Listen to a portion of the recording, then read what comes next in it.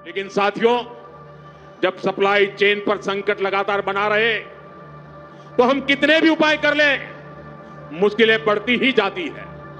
इसलिए अब देश को सर्वोपरि रखते हुए, मां भारती को सर्वोपरि रखते हुए हमें एकजुट होकर के लड़ना होगा। हमें याद रखना है, देश के लिए मरना ही सिर्फ देशभक्ति नहीं होती है। देश के लिए जीना और देश के प्रति अपने कर्तव्यों को निभाना, वो भी देशभक्ति होती है। इसलिए वैश्विक संकट के इस समय में हमें कर्तव्यों को सर्वोपरि रखते हुए कुछ संकल्प लेने होंगे और उन संकल्पों को पूरे समर्पण भाव से पूरा करना होगा।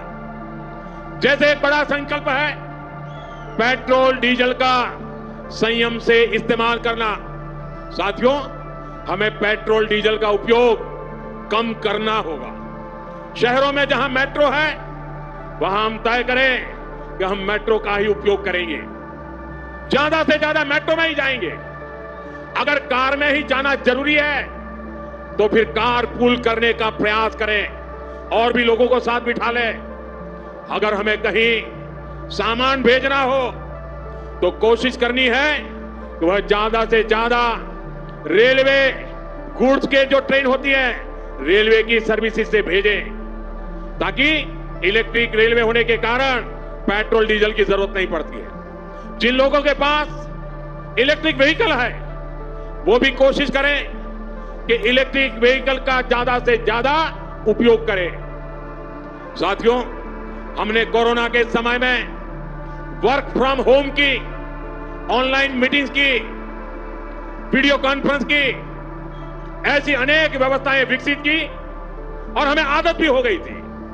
आज समय की मांग ऐसी है कि उन व्यवस्थाओं को हम फिर से शुरू करें तो वो देश हित में होगा। Work from home, online conferences, virtual meetings, इनको हमें फिर से प्राथमिकता देनी है।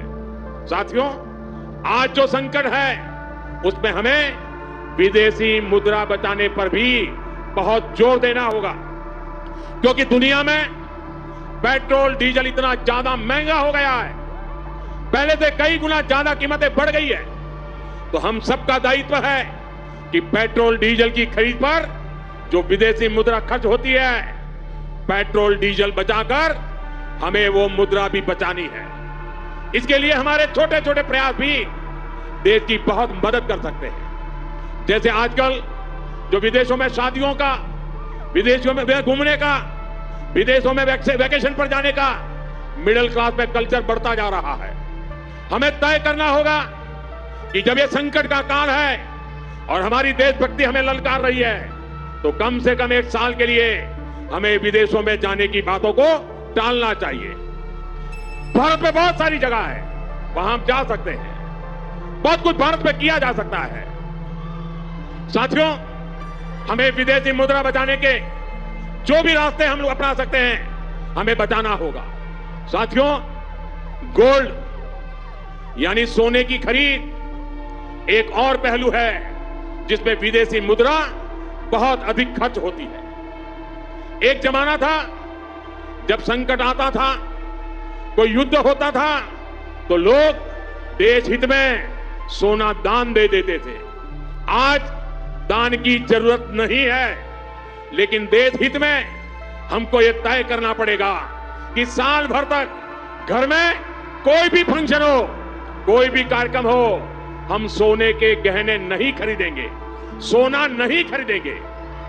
विदेशी मुद्रा बचाने के लिए हमारी देशभक्ति हमें चुनौती दे रही है और हमें इस चुनौती को स्वीकार करते हुए विदेशी मुद्रा को बचाना होगा।